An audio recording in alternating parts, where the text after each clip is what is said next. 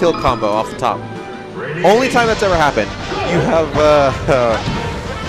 yeah, you have to remember to move your microphone like that afterwards. I know. Just realizing that. Okay, so we have Gardex and Niklas. The other side of, the other half of Lucy's side currently. Straight to FD, which is interesting. Both these two kind of have the same down B in a way. More projectiles. Projectile games. And with the floaty, just as a bonus. Yeah. It's a projectile war with the floaty. This is gonna be a long game. It's gonna be a long set. But you know what? That's fair. More melee. Because these aren't necessarily boring sets. They are going. Like they're absolutely like going hard. So there's a lot. Okay. Let's see. Oh, trades, but not gonna get anything off of it. Just suicided. Yeah, he with the bomb. He really just ran in. I almost said something bad, but you know. Oh my god, the turnips and the bombs. I feel like one of them should win quite hard, and it's not the bombs. But yeah, they sort of do trade. Okay, kill. And kill. Yeah, kill. Okay, so up air kills at 182%. Was 182? That was 182. I think it was a kill confirm as well, actually, from the throw. Down air or neutral air would absolutely kill way earlier, for sure. They're extremely strong moves. Yeah. Up air and down air both don't have strong or weak hitboxes, and timing doesn't matter. They just last for a long time. Okay, we had a really big thing blocking our view for a moment. Let's see.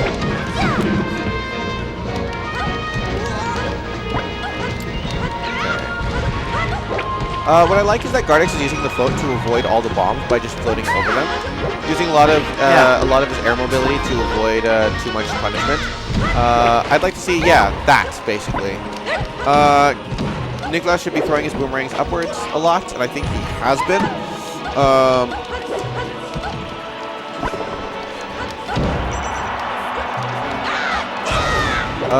Okay, but yeah, so him being able to float over the projectiles means that Niklas should be throwing more of his boomerang, just in general, upwards, which he has been, and it's been threatening space really, really well. It's just difficult because every time Gardex gets in, Niklas has to either work on a trade or just take a lot of percent, and he can't always make sure that he gets a trade. So. I just feel like against Peach, who's going to survive for such a long time, the projectile game isn't really the best strategy, or strategy. And when you're young Link, of course, you have to play you gotta play the projectile game, 100%. I don't feel like Gardex has been playing like fully the projectile game. Like, yeah.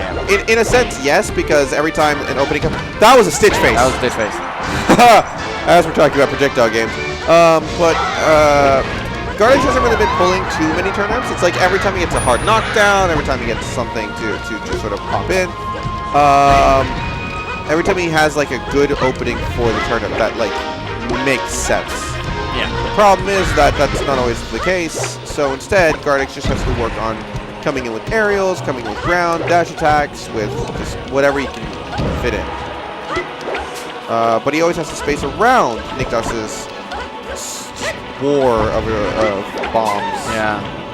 But the thing is, when he has, you see, when you use that float so much, just as you said earlier, just to avoid the bomb, because, and if Link wanna jump up there, then you have an array of oh my god, so the turnip throw.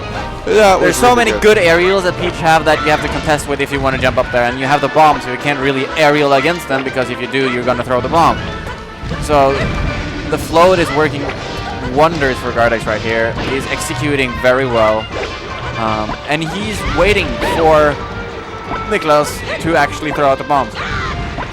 What we saw earlier with Saf was that Saf was... yeah, it was him, right? Yeah. Yes. Saf was in his face all the time. He didn't wait for the projectiles, even though the shine, at least in the beginning, did work. Gardex here pretty much moving towards Niklas the entire time, waiting for the projectiles, waiting for a mistake, and grabbing like that. He's just standing still for a second, waiting for what's going to happen. Niklas is throwing his projectiles everywhere around Gardex, while Gardex stands still and just waits. Yes. Which, to be fair, he kind of has to because Peach, that was incredibly uncomfortably That was so close. There's good recovery by Niklas. Yeah, there's no way Gardex can avoid having to do just a get up there. There's no way he can stay on the ledge long enough because otherwise, if he doesn't do an option, he gets hit. His vulnerability was going to wear out. That up air lasted for a long time right there. Niklas's? Yeah. Yeah, Niklas's, the Young Link up air lasts for quite a while. But on sort of the topic of the sort of difference between the way that Gardex is playing the matchup and the way that Soft is playing the matchup, of course, because they play different characters, their options change. Gardex and Peach in general doesn't necessarily have the same frame data or the same tools to catch up to and rush down and chase down Young Link. So, in a way, that down air, he brought it back. That was 2 stocks to 1. Big way.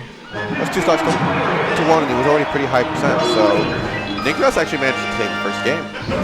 Pretty impressive. Niklas has been getting a lot of these comebacks. Water. Niklas has been getting a lot of these comebacks during the bracket, and especially after that was the first game. That was game 1. That was one game. They're playing. They're playing for 5-6 minutes already. Yep. And when you lose after a comeback like that, you gotta take its toll. Take its toll. Much smaller stage. This should be more dealable. That was so smart. Gardex is also smiling off of that. Niklas throwing at the boomerang. Gardex floating away. Niklas jumps to the top platform, so when the boomerang comes back, it goes upwards and hits. Which allows Niklas to jump down, throw the bomb, and then get damage off of it. For a second, I thought Gardex gave up. I was shocked. I think he was sort of going for Randall, but Randall was a little bit later than he expected. Yeah. Well, Randall's timed, right? Yeah. If you're looking at the clock, you can always know when Randall's going to. Exactly, and I think he timed it a little bit wrong. Yeah. It's interesting. I haven't seen it, but I always considered that there might be ways you can use Young Link's bombs to break up shield pressure in order to make yourself safe. I never thought about how bomb interacts with Shy Guys. Yeah, it just really bounced around the Shy Guys. Yeah, it was really sick. It also landed on the ground, like right next to Peach, forcing her to leave. Otherwise, her shield is gonna have trouble. Yeah.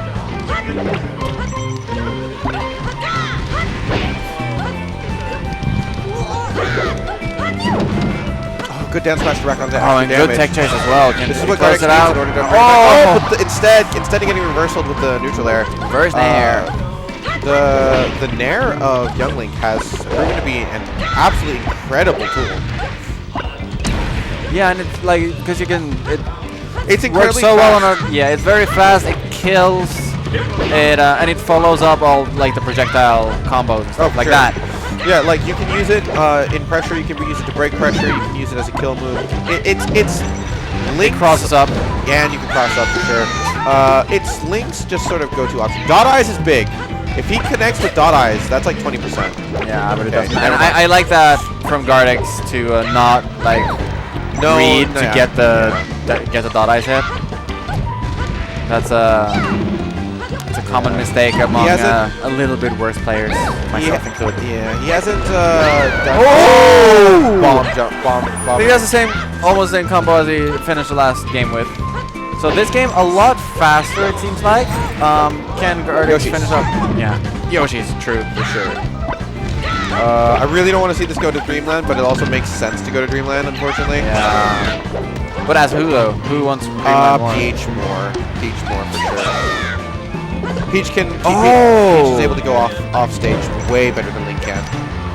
Link's recovery beats out turnips. Yeah, a hitbox. It has a hitbox above. It has a hitbox above his hurtbox, I'm pretty sure. So it basically neutralizes the turnips, as far as I can tell.